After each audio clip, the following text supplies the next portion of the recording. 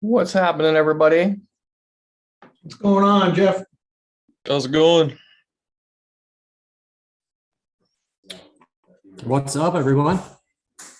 What's up, Patrick?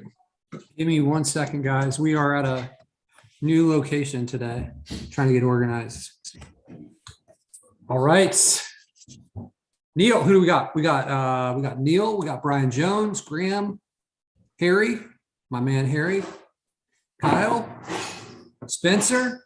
How's everybody doing? Great. Good, man. Patrick in there. Awesome. Awesome. All right, who's got some wins? Let's hear some wins. Not everybody. Whoa. Take it back a notch. Not everybody at once. I got one. What do you got? What do you got, Neil?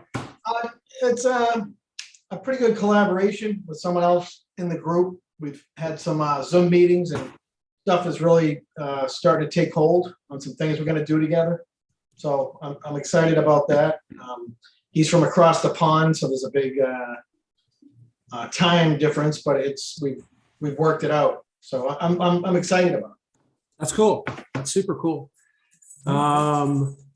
Spencer can't unmute. Let me see if I can request that you unmute from my end, Spencer.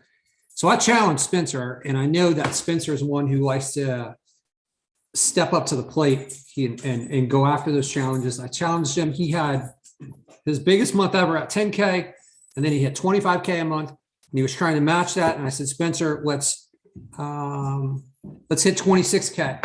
So let's see if he got there. Still can't. I will go out. He's going to come back in. All right. So that's congrats, Neil, on setting up that connection there. That's awesome. Who else has some wins? Anybody else? I got one of my first GMBs from using the Craigslist method verified. I mean, that was nice. I've had 2 go into suspension for some reason, so finally got that worked out. But it's fun. Yeah, that's a whole like waterfall of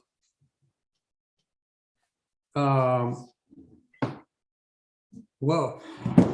Yeah, that's a whole waterfall of opportunities when you can find that stream of GMBs to come in, you know? Yeah. So congrats on that, man. Really cool. So, all right. So I have a special guest here for us tonight. So I started this business about, I entered this business model in 2016. And one of the first people that I connected with was my friend, John. And, my wife and I, we don't like the cold weather. So we pulled our RV out of storage this last week, and we are on our way to Florida, and we're passing through Atlanta. So I came through my buddy John here. So we were when I was trying to figure things out, and we were, I didn't have the business in place. I didn't understand how it works. And, John and I were kind of in the same page. We entered this business model at the same time. There's a group of us. So we were struggling with a lot of the things that you guys are struggling with now. And we kind of figured these things out together.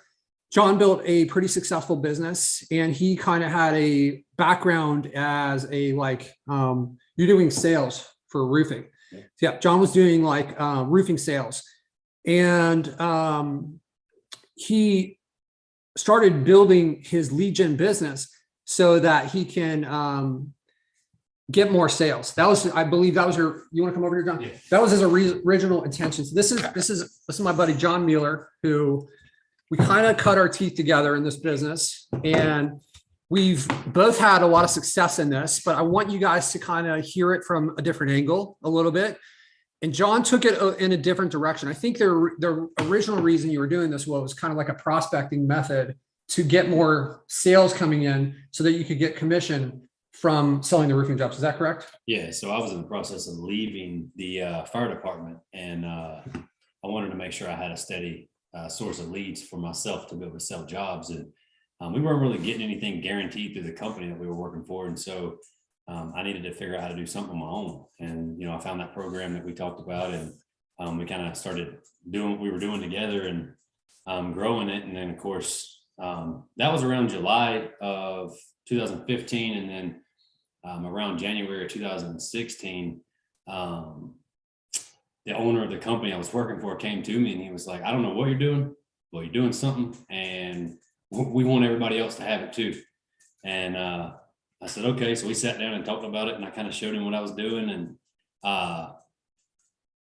we had at the time we only had a small sales team, 3-4 guys, and he wanted me to basically take over the marketing side first, and then start training the sales guys to sell like I did, do all those things. And so I did that and kind of grew that company up. And then around 2017, or no, it was the summer of 16, when came out and sat with you in Vegas, and you were kind of doing some of this stuff then and like kicking it off. Yeah. Actually, John was, I had been building. So we met in 17, right? At an event in Vegas. 17? I think so. I didn't go to the first one. It was Okay. 16. Yeah. Okay, So okay. we joined about the same time. We started kind of the business model at the same time. And we connected in 2017 at an event in Vegas.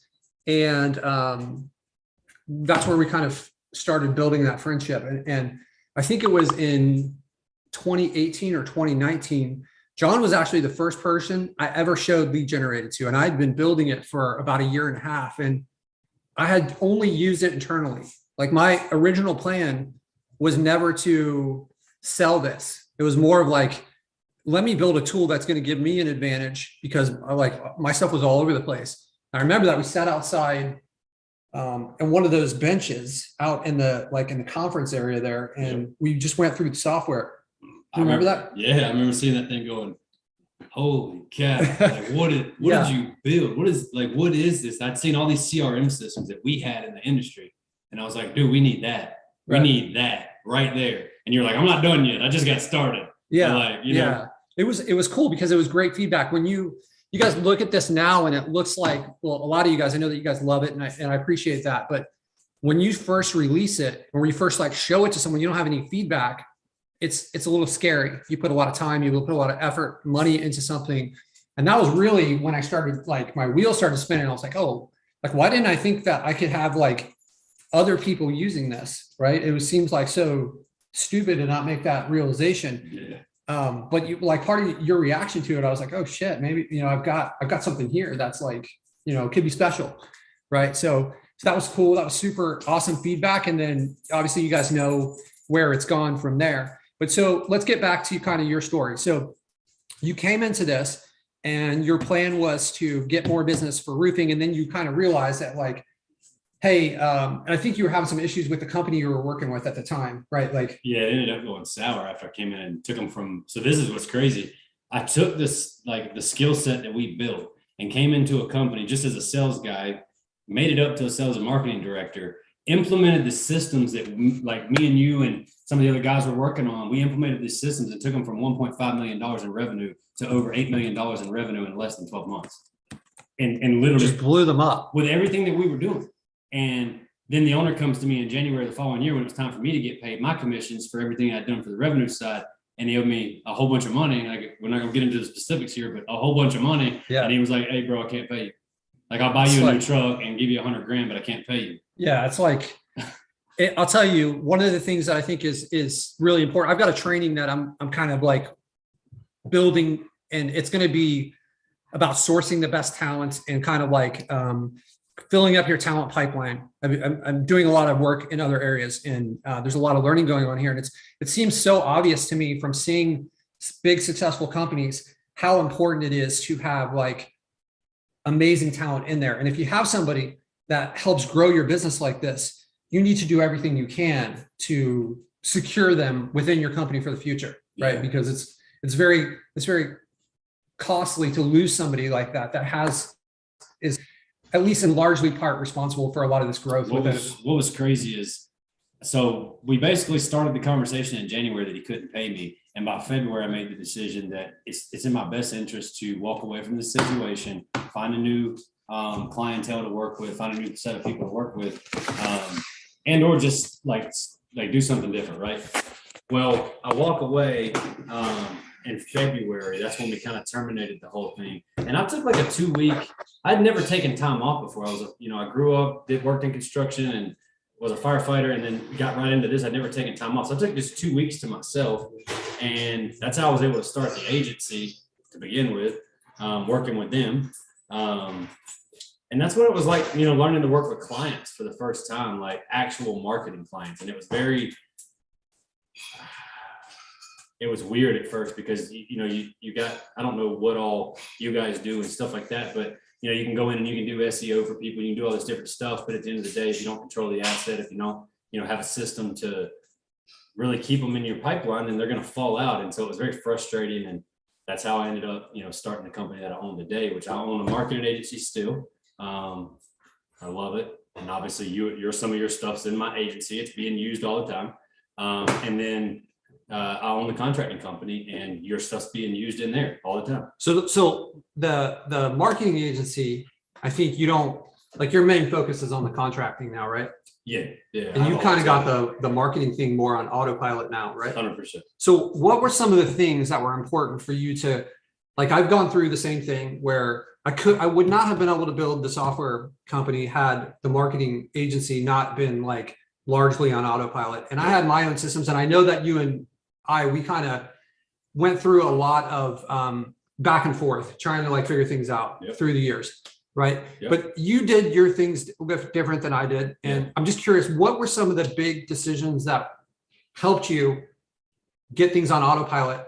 And like, guys, he didn't build, like, this isn't like what a lot of our contractors that we work where it's like one truck and one guy. You were telling me on the way back from dinner today that you had 3 full-time sales reps, right? For your contractor. And then you're hoping to get to 9. Like, I think no, we're gonna get to 9. You get see this is like how we talk to ourselves. What we were talking about a few weeks ago. That's the attitude right there that I've noticed that a lot of people that are successful, they have. It's just like it's just a foregone conclusion that we're going to be successful with this stuff, right? So you're going to get to 9 by the end of 2022. Yeah. How many people are in your contracting company now? Holy smoke, dude. So COVID kind of banged us up a little bit for sure, because we actually lost a couple of employees, and I don't mean like lost like they didn't come back to work, like we lost them.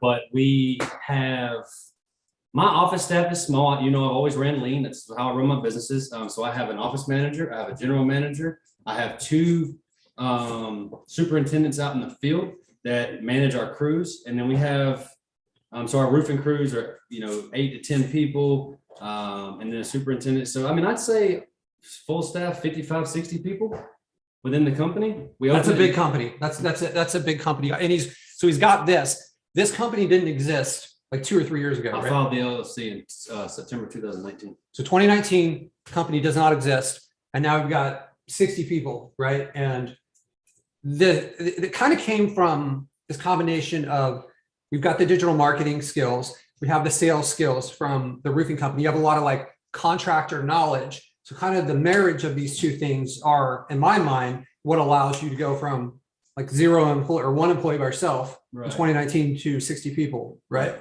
Right. So let's go back to it. So what were some of the things that were key for you to automate the marketing agency so that you'd be able to grow this thing on the side? Like, what were some of the big steps? You know, I asked you when we were grabbing dinner real quick before we did this thing, I was like, what are we going to talk about tonight? And you're like, we'll do it off the cuff and just like shoot it, right?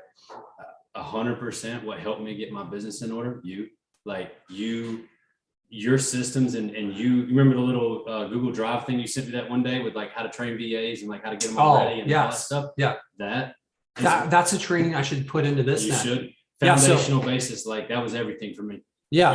So what he's talking about, guys, is I basically went through and everything I was doing, I made videos of it and then I put it into Google Drive and I separated it by role. You got to kind of start with like an organizational chart where you say like, hey, maybe when you start off, you're going to have like the salesperson, you're going to have the website builder, you're going to have the backlinker, you're going to have like someone who's getting your GMBs and like whatever other roles there are. And it's okay to put your name on all these spots, but let's get organized. And then what you want to do is you want to assign the roles and the responsibilities to each role. And again, those could be all to you, but what you're setting up the framework to replace that. And then what I did is I built training on each one of those roles, right? So and I put it all in Google Drive. And then when someone signs up or like someone comes onto our team, I don't have to go through and take them through everything again. So we've kind of like expanded that, and now we have it on a WordPress site, and we have all of our training. So we kind of have this like onboarding process, and it's not perfect.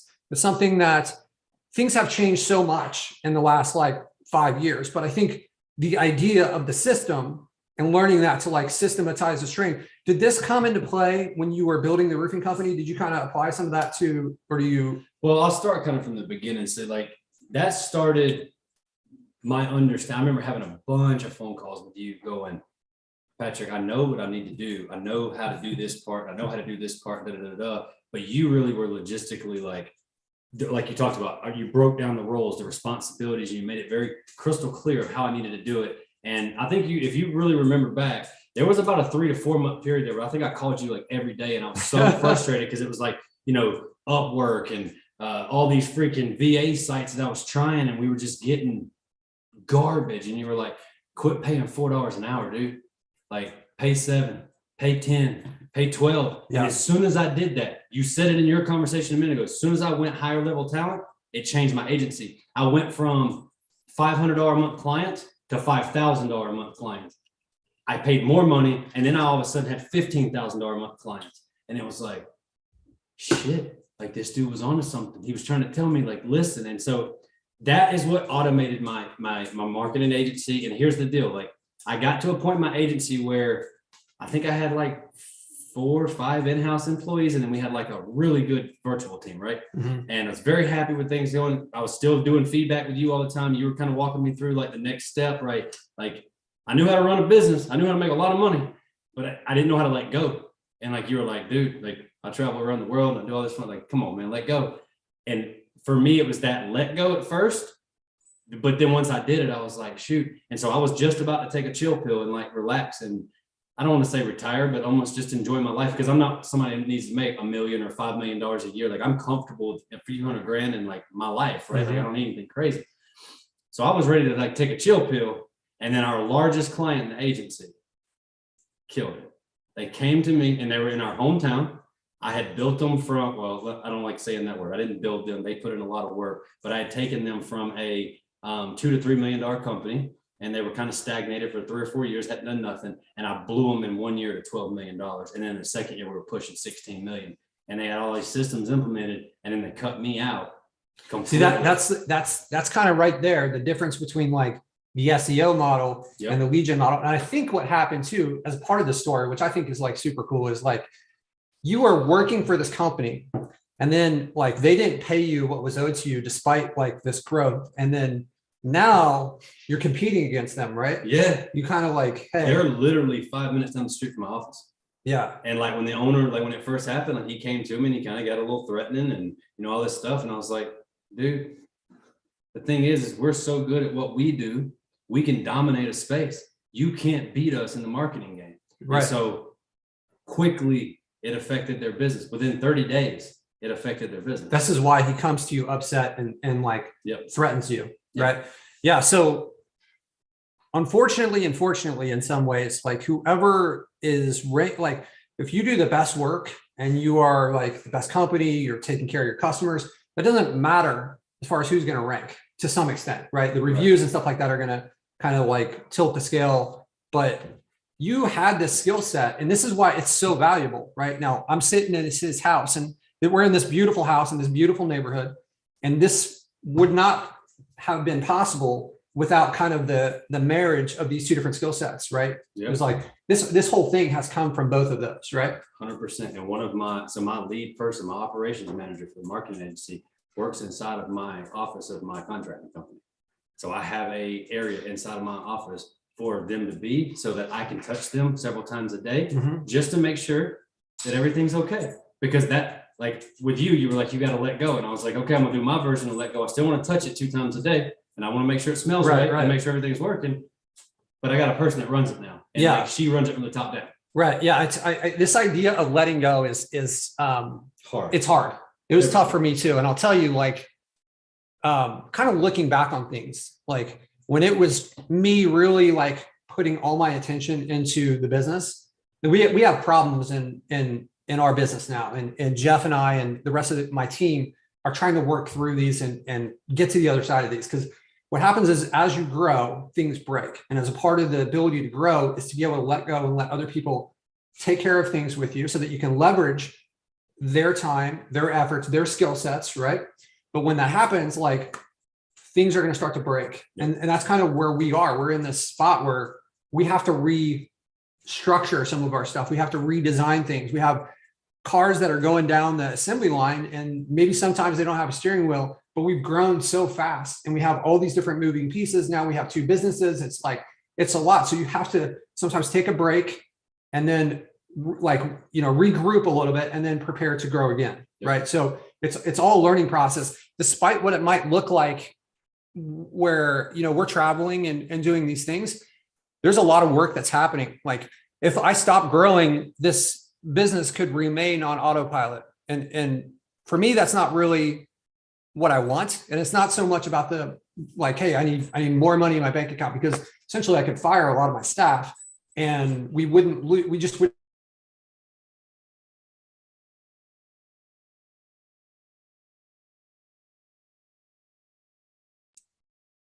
Jeff, did we lose him? I think we may have a technical difficulty here. Yeah, he completely froze. You completely froze, Patrick. Are you Really? Am I still froze? no, just the last 15 seconds or so. Oh, was the audio still working? No. Oh, okay. Well, those were secrets of the universe that you guys missed out on. Yeah, exactly. Back. Go back a couple sentences and you're good. Yeah. So basically what I was saying is that, we have broken the business because we have been growing. And as you grow, like growth, I've said this a bunch of times, growth doesn't look like this. It shouldn't look like this, like that. It kind of looks like this.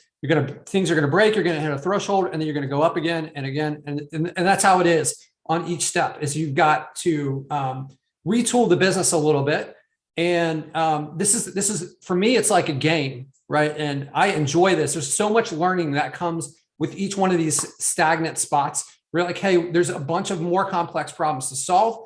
And when you do this, it's not that you're learning like lead gen skills, or you're learning the business skills, which are way more important than the actual business that you're applying these to, right? Because this is how you're able to grow a roofing company. Or you guys do more than roofing. You do all sorts of different contracting now. We do mainly exterior. So we do some interior for certain people, but mainly we're an exterior contractor. We do roofing, siding, gutters, windows, doors, decks, stuff like that.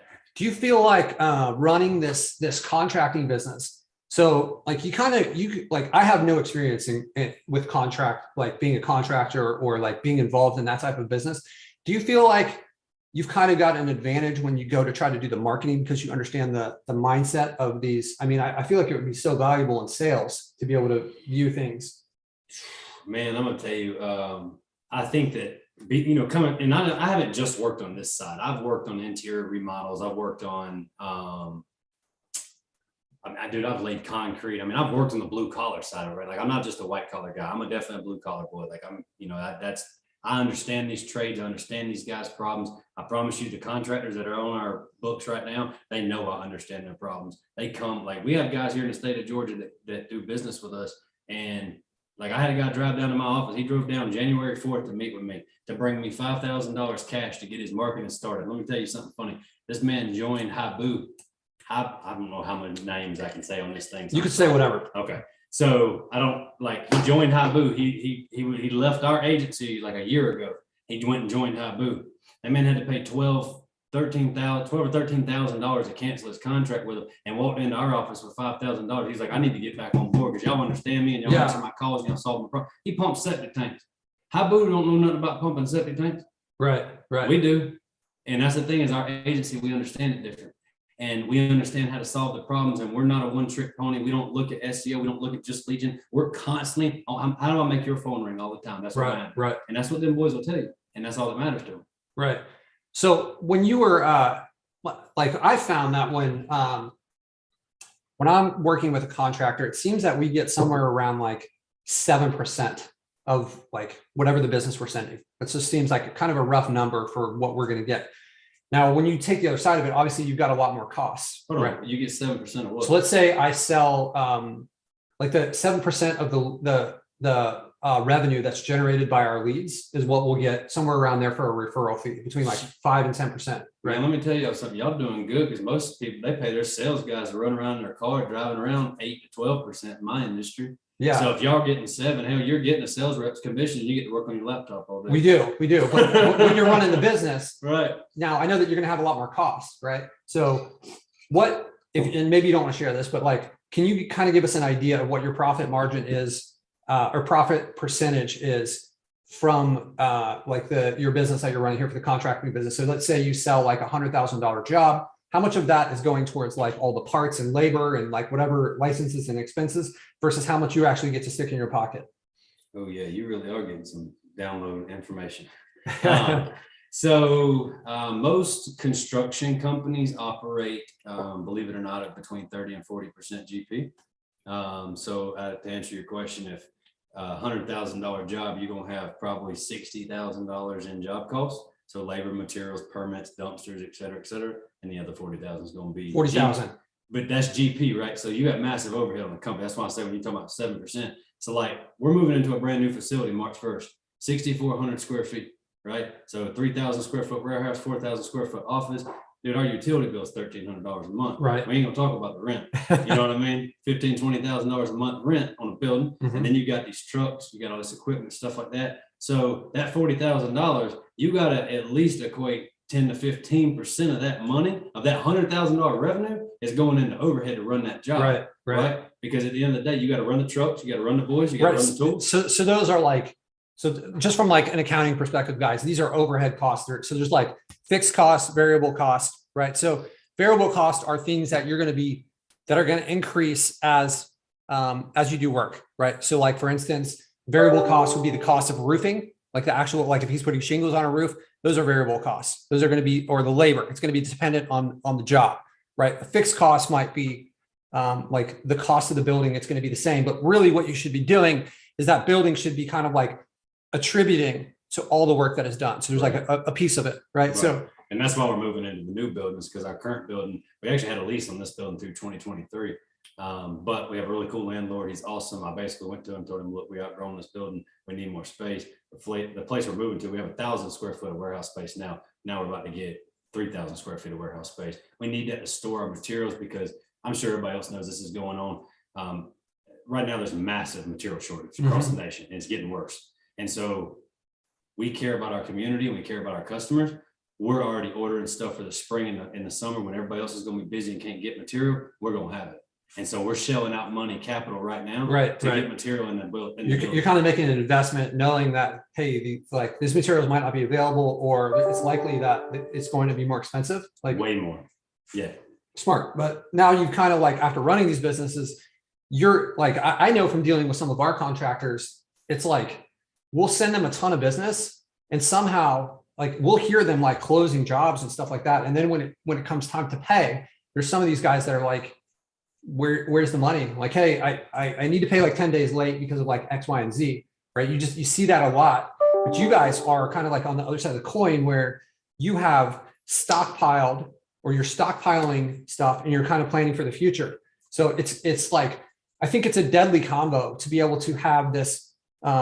We've talked about this in the past, guys, the skill stacking, right? So for me, when I learned the software first, and then I learned the marketing stuff, and then we combine them to create this. And he's kind of done the same thing where he like learned the roofing side of things first, and then he learned the marketing. And now, I mean, I imagine, what you're doing running a roofing company with 60 people, there's a lot more moving parts than like a marketing agency where you have to like think about supplies and the timing of those and like, all the insurance and all sorts of stuff that we don't really have to. That goes back to what you said earlier, finding the right people. Finding the right people. How are you sourcing your people? So you've got a lot of great people within your company. What kind of pipelines? And I don't want it to be like, hey, for roofers, I'm going to like do this. Like, how are you locating like from a higher level, like that we could maybe extrapolate and apply to our business? How are you locating really good talent in your business? Number one, it starts with asking the right questions. And what I mean by that is you need to figure out what you need. Like you need to figure out like, where are my strengths and where are my weaknesses, and figure out what you need. And once you figure out what you need, it's really easy to go find the right people, right? Like, you might have to interview 3, 5, but if you interview 3, 4, 5 people and you knew exactly what you needed and you were upfront about it, like, I don't even let people come into my office and interview with me until I've had a phone interview with them. So I call them up and I got a series of questions that we ask them and we talk to them. And before they ever even, same thing with sales reps, like, it don't matter. However you coming into our company, we're going to phone interview you first. Then the right candidates we're going to bring in and sit down in a room, because then we want to see you. We want to see how you carry yourself. We want to see how you walk around and do things. And then by the time we get to the end of that interview, we're going to know if we want you. And after that, we're going to go about our own, like, so we're going to sell you on working for us after that. We're going Right. I think that's a big part, is like, if your guys are trying to capture really good candidates, then just like when you're on the other side of the coin, when you're trying to sell a contractor on lead gen, like, it's important that you're not desperate, right? So if you're trying to capture a candidate, like, if they're really good at what they do, they're probably going to have other options. And it's almost like, on some level, if you kind of like feel the fact that, hey, I'm going to have to like sell this person, it's like, that's a positive thing. Because it's like, hey, like, this guy's got other options. He's going to go somewhere else. Yeah. Like, for the people that are like desperately looking for a job, there's probably a reason why they can't get a job, especially if they're not like 18 or 20, right? If they've been in the workforce for 10 or 12 years and they don't have a skill set, like, most people that are really good at what they do, they're like leaving their current job to go to another job that's a better opportunity. And they're kind of like continuously moving up. But there's some people that, you guys think about the red flag that it is. And if you start hiring overseas, like, maybe this doesn't hold to be as true, but if these people haven't had a job in 6 months or a year, then like, why? Maybe they were like, pregnant and they had a kid, and that's a good reason. But if it's like, hey, I've been looking for work, and like, if you can't get a job in a year in this economy where people everyone needs like people to work, there's a serious problem, right? I don't know if it's the same way across the country, but I'll say here, it's hard right now. It's hard to find people. Yeah. We've interviewed. So, I mean, obviously we're growing all the time. We're always growing. Just as an example, we were looking for another crew lead in December, trying to hire. We had the ad running for 35, 40 days. I think we had 13 applicants. We literally brought every one of them in to give them an opportunity because we knew we needed a crew lead, and we ultimately ended up not hiring a crew lead because out of those 13 applicants, there was not a qualified applicant. Yeah, but that's an important decision to not make too. Right. Like, it's pretty like, you guys, we were going through this, and I'm kind of moving in the direction in my agency now where I really want our pipeline to be like 50, 75 people for one position. Right. I want to go through a lot of people. I want to get to the end and have like 3 or 4 people and be like, man, I wish I could hire all these people, but I'm going to choose this person because it's the best. So as I've said this on a lot of other calls in the past, is like, when you start a business, your job is no longer just to like you start a lead gen business or a marketing business or a roofing company, you're no longer a roofer, you're a problem solver. That's what the entrepreneur does. Right. So if you're not getting enough people in your pipeline, that's not the end of it. Like, go solve that problem, right? There's all kinds of, like we've mentioned a lot on our calls, onlinejobs.ph and Upwork. So I have a similar process to you where like, I'm vetting people before they get to me. Yep. Like right now I'm looking for an executive assistant. Yep. So I have one of my managers go through and she will like interview them and go through and see how they qualify. And we actually have a scorecard. We have a hiring scorecard that we use where it's like, hey, these are the desired results. These are the skills. And then we kind of go through and rate these people. So you need a lot of people. You should never be settling, because if you're starting to see flags when you barely know this person, that's going to be a huge problem later on. Like, they're not going to like miraculously recover when they're showing you like, hey, this is my best.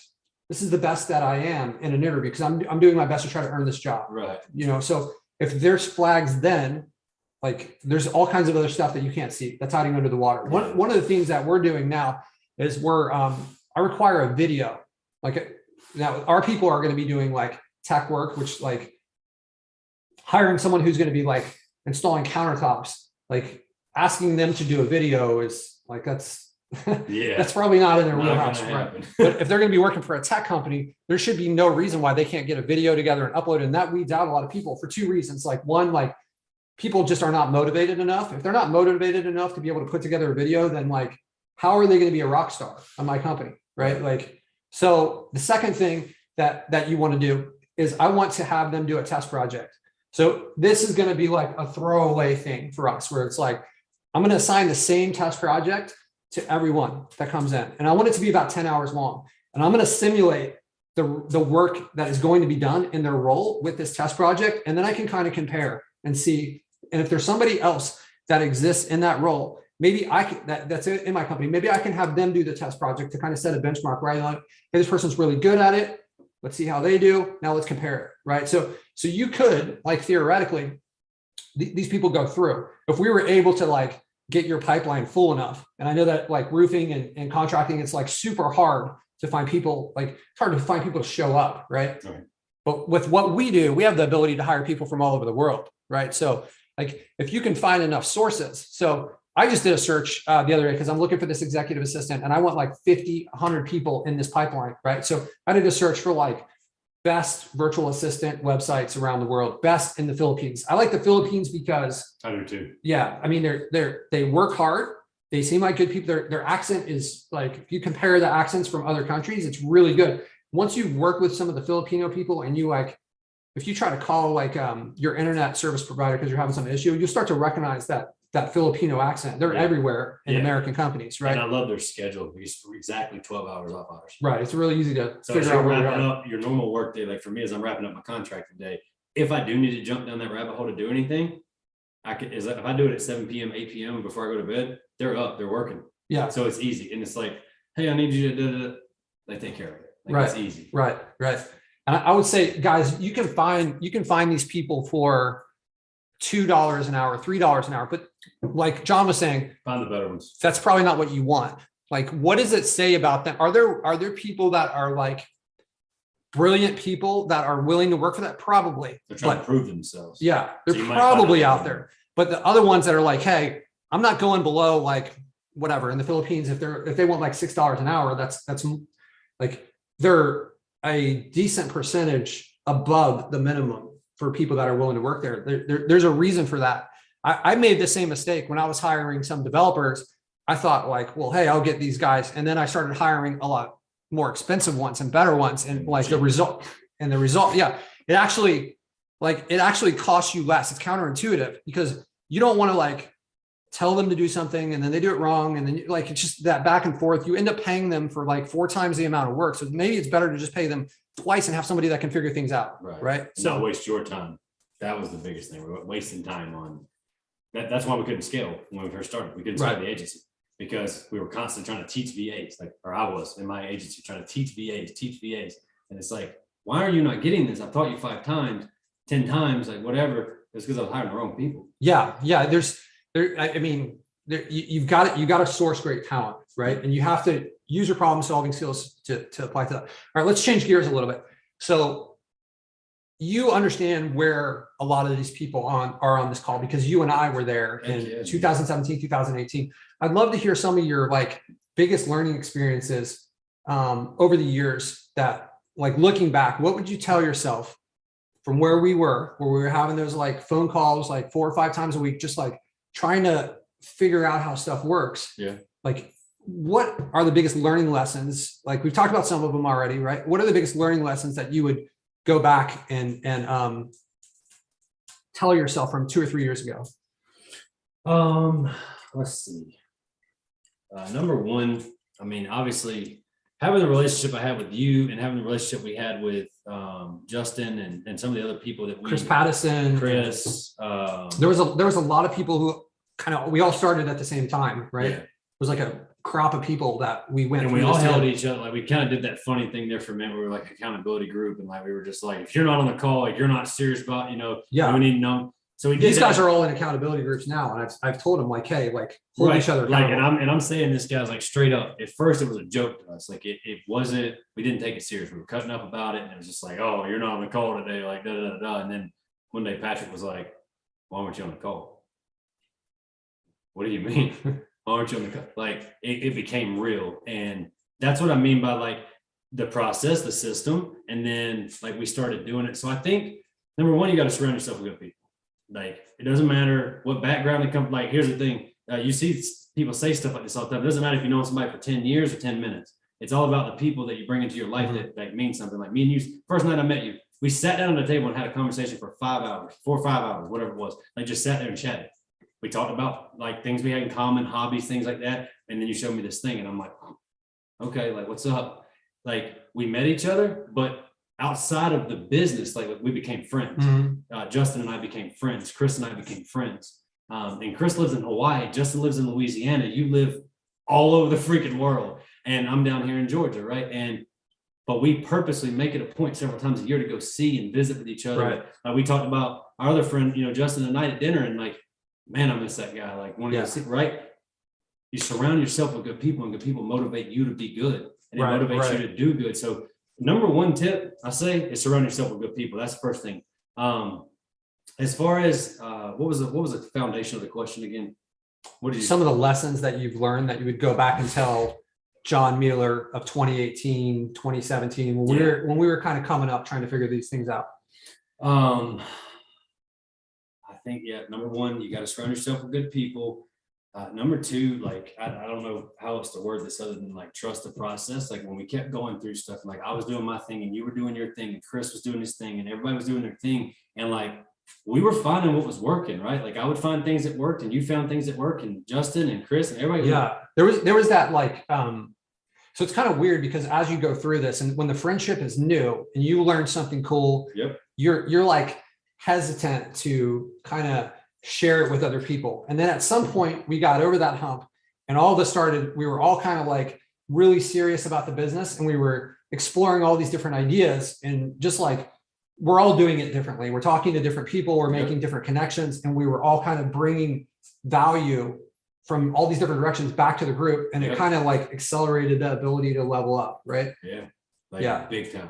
And that's what we talked about, me, you, and like Chris and Justin, like we talked about that a couple of years later, like how we almost cut off 3, 4, 5 years of learning because we all did it together. Right. Like we all ripped through it together. And like, I always felt like you kind of led the pack, but like we all contributed to a certain degree of what we were doing. Like I'm a business guy, like I'm a construction guy, I'm a blue collar boy, but you had this game, like you knew it. And me and you, like we were doing our thing, and Justin's a blue collar boy too, right? And like Addison, like he's a freaking rock star now at doing this.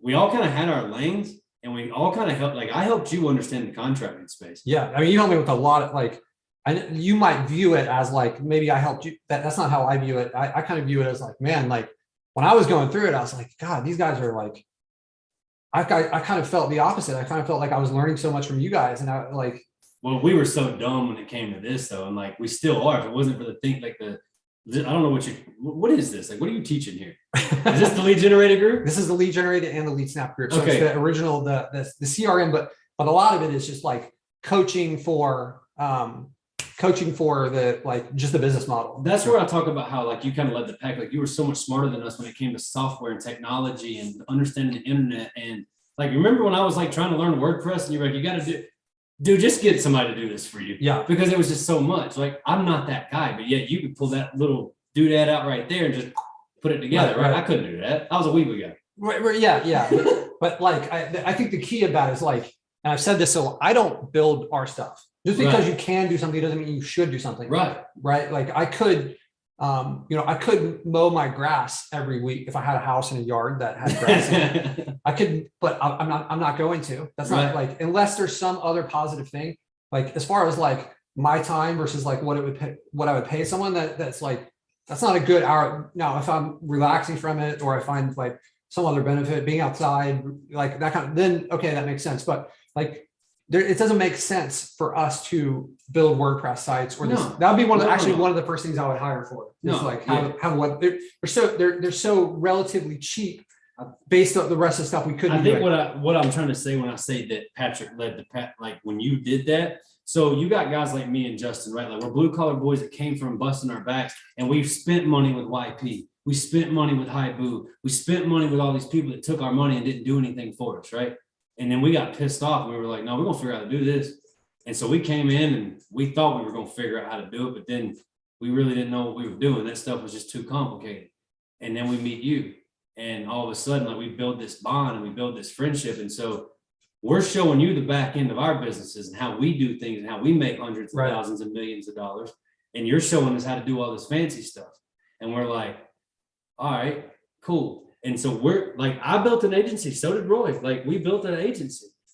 And it's still in existence today. Like, it makes us money. We have a team of people that are way smarter than we are. Like, you're kind of smart that do that, but yet we know how to relate to the client. Right. And I think that's where the thing is if you don't understand how to relate, you can't do business with those people because they're never going to respect you. Right. I think some of this is like, like when you hang around people that have these different skill sets, we can look back on it and say like, hey, I learned this piece and this piece, but it all kind of melds together. You start like the conversations and just like even the vocabulary, the mindset just kind of like starts to become, it's just like another tool in your tool belt where like you're learning stuff that you don't even realize that you're learning because you're surrounded by the people. Like you normalize things that before seemed like, oh man, like $10,000 a month, like that's whoa, like that becomes normal. And like, this is what I was trying to say last week with Spencer, where he's kind of gone from 10 to 25. And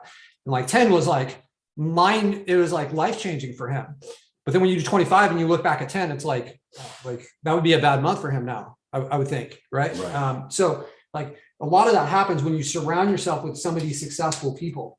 And I encourage you guys, there's a lot of them in this group, but there's a lot of them that are in other walks of life and they're in your community, and just making an effort, like a conscious effort to go out and seek these people. So we're getting ready to move, and I'm not exactly sure where we're moving. We've been traveling for a while, but I can guarantee you wherever we land, I'm gonna one of my first order of business is I'm gonna build like a community, a friendship. One of the trainings I want to do pretty soon is like a founder's dinner, and it's going to be kind of a training around how we can like set up like a monthly local thing that we can just bring all sorts of different business owners, people that are serious. How do we build relationships with those people? So I'm kind of working through that right now, but I hope to have that released pretty soon. But it's an important skill to be able to build this friendship. I know that Jeff, you moved from Orange County to outside of Austin, and talk about some of the stuff that you've done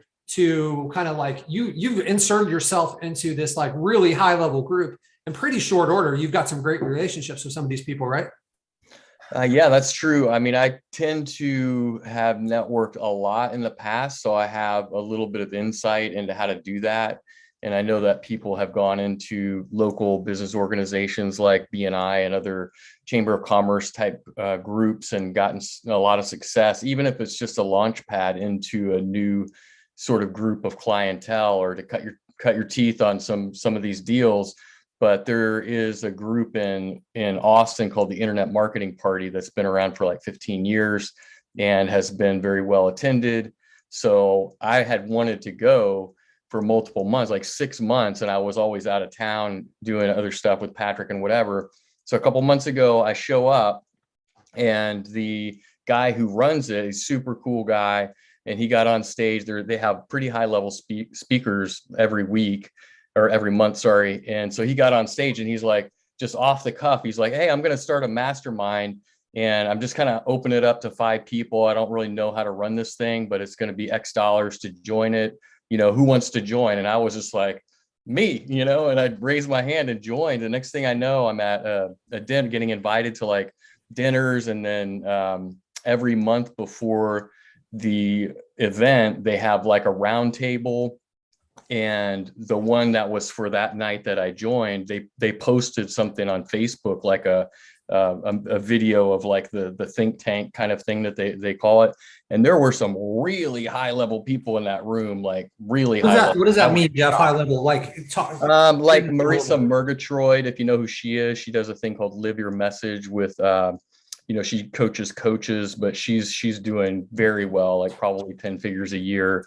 The people who did marketing for On It that just sold out in Austin at Aubrey Marcus's company, the guy who actually helped him build that from a marketing standpoint, that just sold for I think, over 100 million, maybe even multiple hundred millions of dollars. Those were just two of the people in that room. And there were many others at the dinner that I got to go to before I came out of town. I'm still in Florida. Before I came out of town was the guy, John Morrow, who started Smart Blogger. And he's just this amazing guy. He's in a wheelchair. He can only move his face. And he told a whole story about how he kind of got into blogging, and now he owns this multi-million-dollar copywriting sort of coaching program. And he's kind of known as one of the top copywriting guys, and all the companies come to him for the top copywriters that are certified through his programs. Just a ton of people like that are just living really good digital nomad lifestyles and out to win it, and just doing all types of different kind of different versions of this model. Like John has kind of made it his own. Patrick has made it his own. I've made it my own. I've seen so many people just build amazing lives for themselves through the core of like digital marketing, lead gen. And it's just amazing to see how everybody is just, prospering in this space. And the way I see it, I see so much opportunity. Like I've heard people say, oh, it's saturated. Like, don't tell him. It's like, I see a million opportunities a day, right, Patrick? It's like, we have to really, it's what we do. It's almost like, we were having the same conversation when we got in. Oh, it's saturated. It's filled up. Yeah. You start to hear some of the stuff from people, and, I had a major realization over the last week or so for myself personally, where I always see the best in people. It's just like what it is. Whenever there's somebody, I see the best in them. So when somebody is negative, it's not the first thing that I notice, but that negativity kind of has a weight on my shoulders. And some of the relationships that I have in my life, there's people that are really negative. And it's just over the last week, it's become obvious. It's just I need to get away from these people after a little while. It's just, I thought maybe I'm too close to these people for spending too much time with them. And maybe that's what it is, but it's not what it is, because I could spend a week with you and not feel that way. It's that positive energy. So Jeff, let me ask you something. So sure. These people are all you're mentioning, someone selling their company for $100 million, and another person, I think you said, is doing 10 figures. I know the answer to this, but I want to phrase it this way, because I think people will have this inner doubt, is why would they let you in? Why, who are you that they're going to let Jeff in there where you don't have this multi-million-dollar thing? Why would they let you in? Wow, I'm not sure I can give you the answer that you're looking for, but I think that people at that level understand that they have to be open to new connections and relationships, and that they're always going to keep themselves open to be on the cutting edge of whatever's happening. And it gives that whole internet marketing party is set up for that exact reason. I'm not going to be back in Austin before the next party, which is, I think it's on the 8th or the 10th or something like that. But this guy, Alaric Heck, who Patrick knows personally through the Nashville people, this guy lives in Austin. If you Google his name, forget about it. He's going to be on every platform in front of your face for the next 6 months. This guy is. You're gonna get mail in your mailbox somehow. You're never going to see the end of this guy. Yeah, if you Google his name. He's do it incognito and from a VPN, or someone's going to be knocking out. It's unbelievable. He was actually telling me that they could figure out if you trigger his stuff, they could figure out your IP address, and then they will actually run ads. So if you're on an Amazon Fire Stick or one of these other programs, they can actually drop an ad just to you. So it makes it appear Alaric will make it appear that he's running TV ads, but he's not. He's only running TV ads at your IP address, which is unbelievable. If you go to his page, they can actually send you a postcard somehow. I don't know. So to your point, Patrick, that's the level of people that you're exposed to, but Alaric only got to where he is because he got to learn these things, and he learned from building great relationships with other people. And if I were in Austin on that day, I would be invited to that think tank because I'm in this mastermind with the guy who runs the program now. So those are the types of people that you're kind of rubbing elbows with. And I feel like I have value to offer. I mean, it is a little bit pay to play. It wasn't a lot of money to join it. I took a risk. It was Patrick's money. At the end of the day, I had a client pay me that day, and I was like, I know that Patrick is going to be supportive of me joining this because it's good for all of us. And I just took the risk. And even if Patrick wasn't, I'm like, I'll fund it myself. It's not that much money, and it's just worth it. It just kind of, even a small amount of money can show the commitment that you have to be involved in something special. And I really felt the energy behind what they were trying to create. And I'm like, wow, I'm really good at that kind of stuff. I'm really good at networking and being involved in groups like that. Like, I can help them build that group. Like, I should be there. I deserve a seat at that table. I don't care who's sitting at it. I still deserve a seat. That's right. So this is kind of what I wanted to go through, is I wanted you, like, I think people are going to think that they don't have anything to offer these people because they're not at the same financial level as they are. But these people, a lot of them, I mean, they're going to fall into two different groups, right? Like, some of these people they don't care about other people, and they're, there's this stuff, there's a higher percentage of psychopaths that are CEOs and successful people.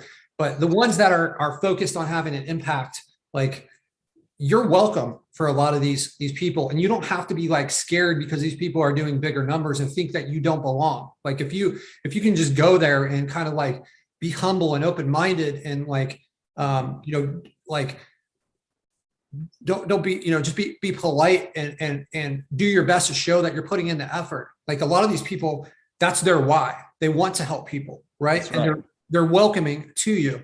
So the second thing that you really hit on there is, like, there's certain skills that we learn through life. Like, imagine trying to run this business if you didn't know how to read, right? Or you couldn't speak English, right?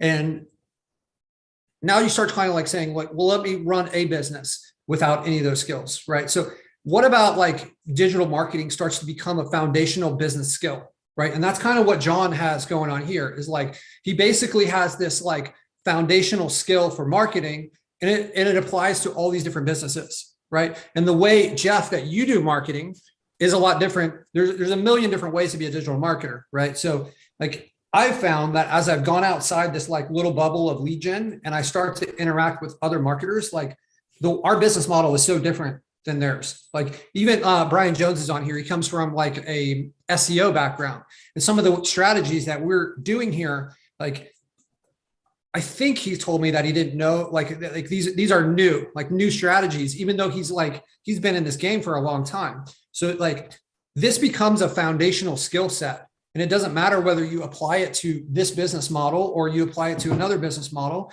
It's a great way to start training. Like, I'm looking for opportunities to apply what we've done to other business models. Like, it's always important to diversify, right? So I don't think I'm going to start like a remodeling or roofing I don't think so either. business, but whatever business I go into, like, this is going to be a part of it, right? It's just like such a foundational fact.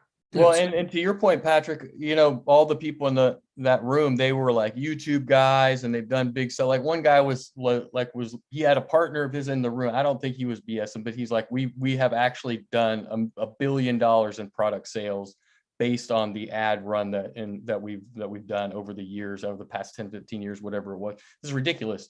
But I guarantee you, and Patrick, I don't know, maybe you can back me up because you actually sat and broke bread with Alaric. We could teach these people something because we have a skill set that they don't have. They're running ads, they don't do lead gen, but you start putting these things together, and then you make something even more powerful out of it. And that's where you can kind of add your value.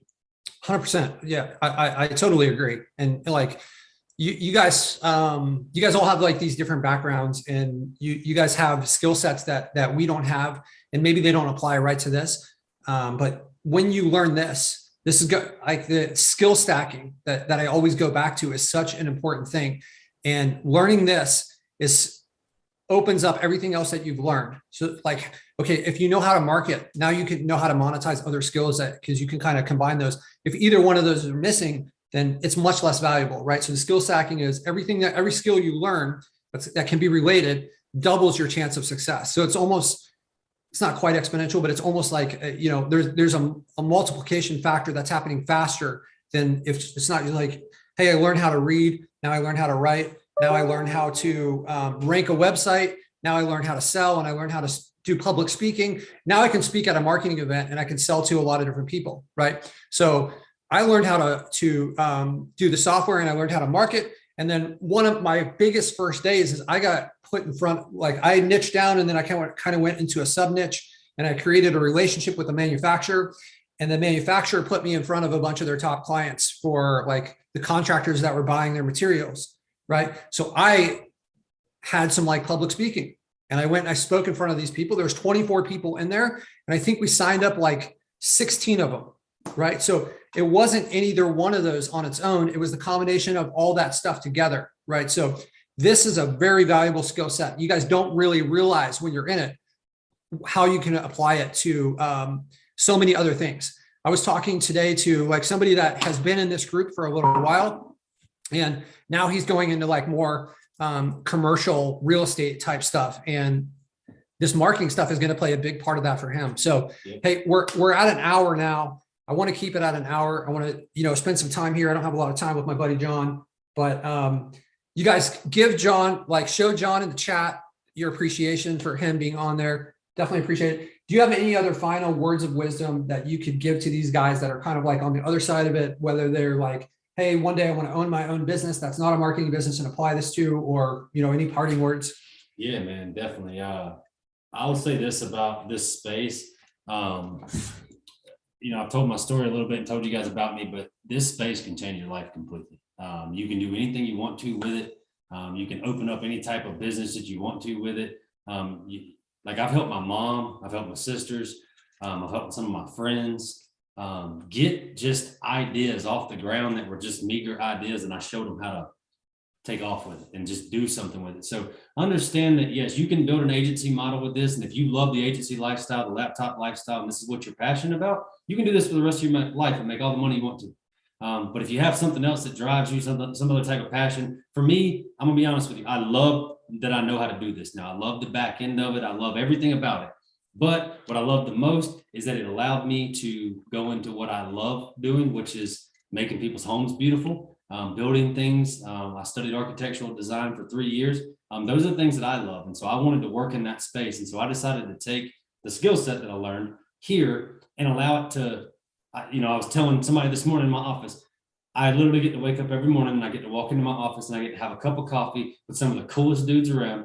And we get to talk about what we're building that morning or what we're building that week or what we're going to build next week or whatever. I get to literally do that. And I get to talk sports. I get to talk about my dogs every day. Like I get to do what I love to do every day. I still got my agency. I'm also helping other people change their life. I have that guy I was telling you about earlier, came back, changed his life, made him $1 million in 2 years, made him $1 million.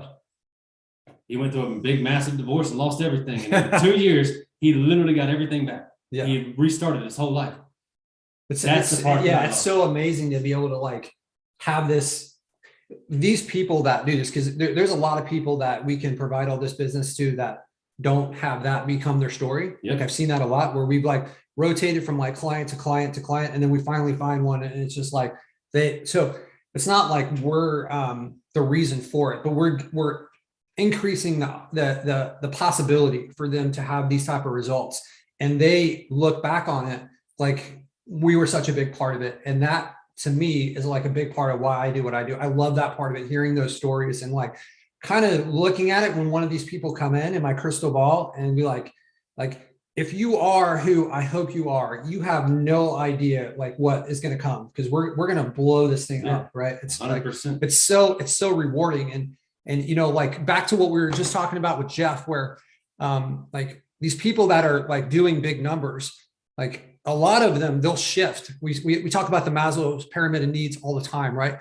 Once you kind of like got your stability and security and you kind of move into self-actualization, then your focus becomes on trying to have an impact on people.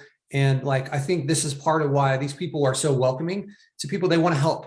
Like they want to have a purpose in their life. Putting more money in the right circles. If you're in the right circles, that's absolutely the truth for sure. Yeah. Putting more money in their bank account doesn't do anything. It is like, it doesn't change anything for them. Right. So I think the coolest part too is like what you just said. And I know Jeff. I've seen Jeff. Yeah, Jeff's a part of my agency. I've met Jeff before a while back, but exactly what he said.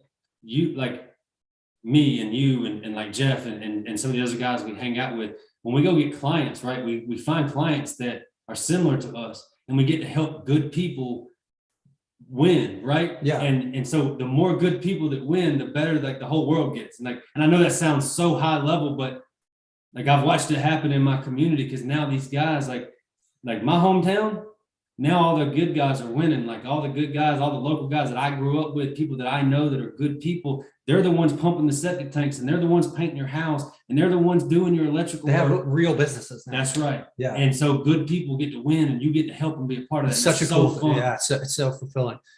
All right, guys. I appreciate you guys. Thank you guys for jumping on here. I know this call was a little bit different than our but I want to mix it up for you guys and give you stuff from a different angle.